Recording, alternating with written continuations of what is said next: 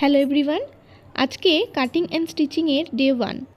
আজকে আমি দেখাবো পুরনো চুড়িদার থেকে কিভাবে তোমরা মাপ নিয়ে নতুন চুড়িদার অথবা কুর্তিকে ফিটিংস করতে পারবে। তো দেখো, প্রথমেই আমি পুরনো চুড়িদারটাকে রেখে তার ঝুল, ছাতি আর কোমরের মাপটা কিন্তু নিয়ে নিয়েছি। এইবার আমি নতুন চুড়িদারটার ঝুল, ছাতি আর কোমরের মাপ নেব। এই নীল কালারের চুড়িদার যেটা দেখতে পাচ্ছ, কুর্তি, এটাতে ঝুলটা আমাকে সেমই রাখতে বলেছিল, তাও আমি একবার মেপে নিলাম যে ঝুলটা কতটা 19-20 রয়েছে।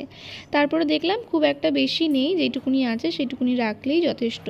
তারপরে ছাতিটাও মেপে নিলাম আর তার সাথে কোমরটা। এই ব্লু কালারের কুর্তিটার হাতাটাই একটু লুজ ছিল, তাছাড়া বডি মেজারমেন্ট কিন্তু প্রায় মোটামুটি ঠিকঠাকই ছিল। এরপর এই খয়েরিটা সমানভাবে ঠিকঠাক করে বসিয়ে এটাকেও আমি ভালোভাবে মেপে নিলাম। এটার ঝুলটা অনেকটাই বড় ছিল, এখান থেকে একটু আমাকে কাটতে হতো, তাই মোট ঝুল যা তার থেকে 1 ইঞ্চি আমি বেশি নিচে রেখে আমি বাকিটুকুনি কেটে ফেলে দিয়েছি।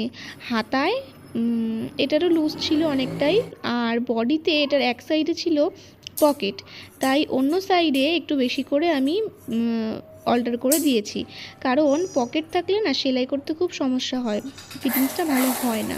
সেলাইয়ের পর আরও একবার দেখে নিলাম যে ঠিকঠাক আছে নাকি। এরপর খয়েরি কুর্তিটা আগে নিচটা সেলাই করে নিলাম যতটা প্রয়োজন, বাকিটুকুনি মুড়িয়ে দিয়েছি, দেখো ঠিক এরকমভাবে। আর তারপরে তোমাদের যেরকম বললাম যে এটার একটা সাইডে পকেট ছিল আর অন্য সাইডটা কিন্তু আমি একটু বেশি করে অল্টার করে দিয়েছি। তো 30 ডেজের একটা কাটিং অ্যান্ড স্টিচিংয়ের চ্যালেঞ্জ তো নিয়েই ফেললাম, দেখি প্রত্যেক দিন তোমাদের কি শেয়ার করতে পারি। দেখা হচ্ছে পরের একটা ভিডিওতে, ততক্ষণের জন্য সবাইকে টাটা।